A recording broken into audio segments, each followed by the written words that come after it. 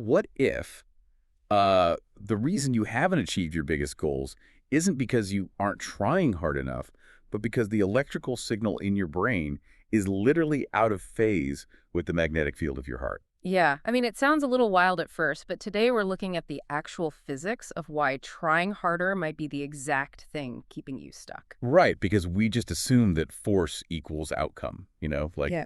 push harder, get better results. Exactly. It completely upends that linear model of effort and reward we've all been taught to accept as reality. Totally. But when you actually look at the mechanics of the human body and how it interfaces with its environment, shifting away from a white-knuckled survival mind, it isn't just some esoteric spiritual luxury. Right. It is a measurable physiological shift, one that completely changes what you're capable of perceiving. And that is exactly what we are getting into today. Welcome to the deep dive. Our mission today is to unpack a highly technical, but honestly mind-bending set of notes centered around a document called Magnetic Heart-Brain Coherence. It's a fascinating read. It really is. We're going to completely deconstruct the practice of becoming the magnet. And we're looking at this through three very different lenses provided by the sources. So we've got a guided meditation framework, the 80-year-old depth psychology of Carl Jung, and the actual mechanics of quantum physics. Right, which is quite the combo. We are essentially taking the subjective internal experience of meditation, mapping it onto human psychology, and then grounding it in the physical reality of how biological instruments interface with fields of information. So let's start by breaking down the mechanics of this survival mind you mentioned. The sources suggest that most of us are operating in a state where we believe the only way forward is to think harder, push faster, and constantly calculate every possible threat. Yeah, mechanically speaking, the survival mind is your autonomic nervous system just mashing the gas pedal. Just flooring it all the time. Literally flooring it. It is a state dominated by the sympathetic nervous system. When you are stressed, your brain is pumping out cortisol and adrenaline, trying to mobilize your body to fight or flee. Right, the classic fight or flight response. Exactly. And in that state, your heart rate variability, which is the tiny fluctuations in time between your heartbeats, it becomes completely erratic and chaotic. Oh, wow. So it's not a smooth rhythm at all. Not at all. Your biological rhythms are jagged. They are quite literally out of sync. Okay, let's unpack this. Yeah. Because the core shift proposed in these notes rewrites how we use those exact biological rhythms. Yeah. The text argues that the brain is simply the transmitter. It provides the electrical intention, the direction or the blueprint of what you want. Yeah. But the heart is the amplifier. Yes. The brain sends, but the heart pulls. That's such a great way to put it. Well, the heart is actually the most powerful electromagnetic generator in the entire human body. Wait, really? More than the brain? Oh, absolutely. Every time it beats, it pushes a wave of blood, which is highly conductive and full of ions, right through your vascular system. The data in our sources actually shows that the magnetic field produced by the heart is about 100 times stronger in amplitude than the electrical field generated by the brain. 100 times. That is wild. Right. So when you move out of that sympathetic survival state and intentionally generate elevated emotions, things like deep gratitude, wholeness, or absolute certainty, before the evidence even shows up, the chaotic, jagged rhythms of the heart smooth out.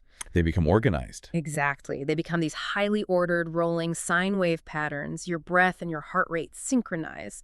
And this is what we call coherence. I look at it kind of like the difference between a light bulb and a laser. Oh, I like that. Right.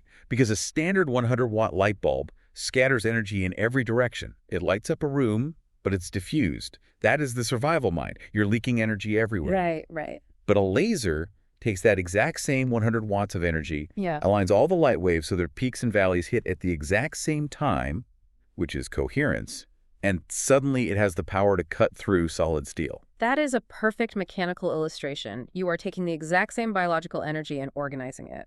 But, and this is key, to get that laser focus, there is a strict prerequisite in these notes. Which is? You have to leave your old story at the door. You cannot become magnetic. You literally cannot achieve that coherent pull while your emotional engine is still burning the fuel of past resentments or past failures, or just the sheer exhaustion of your previous hustle. Because it introduces static into the signal. Exactly. You're muddying the frequency. It's like trying to drive a high-performance vehicle forward while staring obsessively in the rearview mirror. And it's not just about dragging the past with you either. It's about leaking energy into the future, too. Oh, totally. Worrying about when things will happen or how they will happen, it completely detunes the instrument. Which is why the source material emphasizes this mantra. I no longer chase, I attract. This has to be a firm physiological decision. Mhm. You establish a standard for your own internal state, and you just refuse to project your energy outward in a frantic search for validation. You are collapsing the distance between you and your goal by becoming the environment where that goal can manifest. Okay, so while terms like heart-brain coherence and biohacking your emotional state sound incredibly modern, the sources highlight something fascinating. This exact framework is almost word for word the psychological map that the legendary psychiatrist Carl Jung laid out 80 years ago. Yeah, Jung devoted his life to mapping the journey from ego effort to self-alignment. When we talk about the survival mind, Jung called that living entirely from the ego and the persona. Right. The ego is the small, localized center of consciousness that feels isolated. It inherently believes it must control and calculate everything to survive. And the persona. The persona is the mask you wear to navigate that perceived threat. So the relentless achiever, the people pleaser, the hustler. In survival mode, you mistake the mask for your true identity. Okay, I get the idea of withdrawing from the ego, but Jung is famous for his concept of the shadow. So I'm supposed to leave my old story at the door to become magnetic? Aren't I just repressing my shadow? Because in psychology, ignoring your past usually backfires spectacularly. Oh, it absolutely backfires. And Jung would never advocate for repression. Right, that wouldn't make sense. No. He categorized past baggage, our deep-seated anxieties and historical wounds, as complexes. These are charged clusters of psychological energy, like tight knots in the psyche that operate automatically. So how do you deal with them? Well, you don't become magnetic by repressing these complexes, pretending they don't exist, or forcing positive vibes. You become magnetic by starving those complexes of your identity. Here's where it gets really interesting. Because Jung isn't saying to destroy the ego or delete your memories. He is saying you give the ego its proper job back. Yes, The exactly. brain sends the intention, right? The ego is a focusing tool. But it shouldn't be the thing trying to pull the weight of the universe. You observe your old story, you acknowledge the complexes, but you refuse to become them.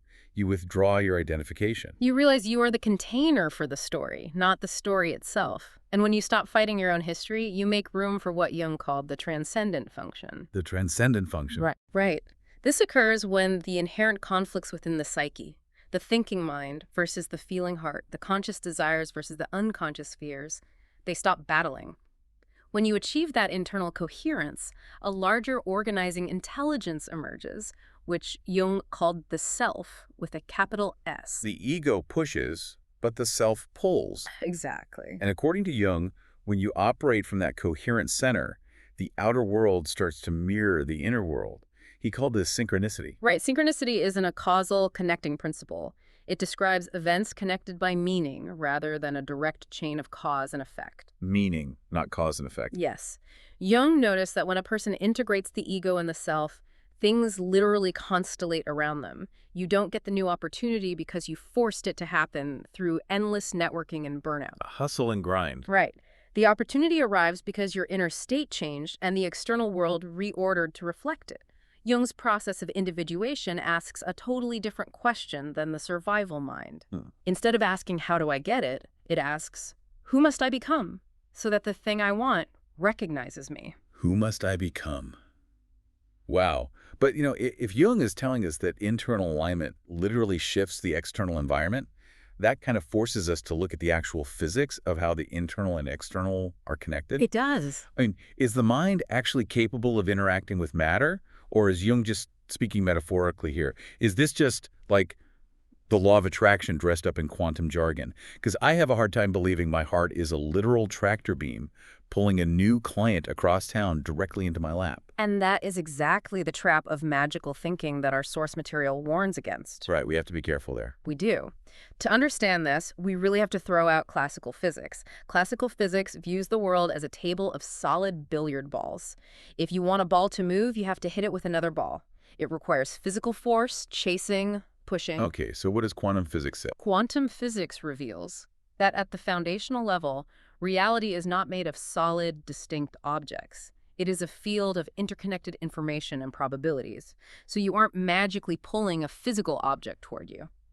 A better mechanical analogy is that you are tuning yourself like a radio to a different station in an already existing field. Oh, I like that. So the music on 98.7 isn't physically traveling across the dial to push the music on 101.1 out of the way. Right. You just tune the receiver to a frequency that makes a different reality perceptible. Exactly. You are changing the instrument to interact with a different bandwidth of the same field. If we connect this to the bigger picture, this is really about the double slit experiment, isn't it? The pop culture takeaway is usually, oh, human thoughts create reality. But in reality, a mechanical detector creates the reality of a particle's position, not a human wish. Yeah, that's a huge misconception. The double slit experiment demonstrates that at the quantum level, particles exist as waves of probability until they are measured or observed. Once measured, they collapse into a definite state. The misunderstanding is that human consciousness is this magic wand. It isn't. The measurement collapses the wave.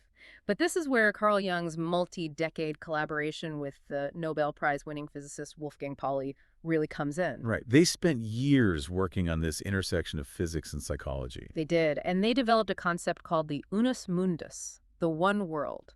They hypothesized that psyche, our internal conscious world, and matter, the external physical world, are actually two sides of the exact same underlying reality. Two sides of the same coin. Yes, you are not a separate observer looking into the universe through a glass window. You are the instrument inside the experiment. Wow. So when you change your internal state moving from a chaotic survival mind into ordered heart-brain coherence, you are mechanically changing the instrument interacting with the universe. And a different instrument collapses different possibilities out of the quantum field. It literally changes what you are physically capable of measuring. And this happens in the brain via the reticular activating system, or RAS. Oh, the RAS, right. Yeah, when you're in survival mode, your RAS filters out everything except threats. Your field of vision literally narrows.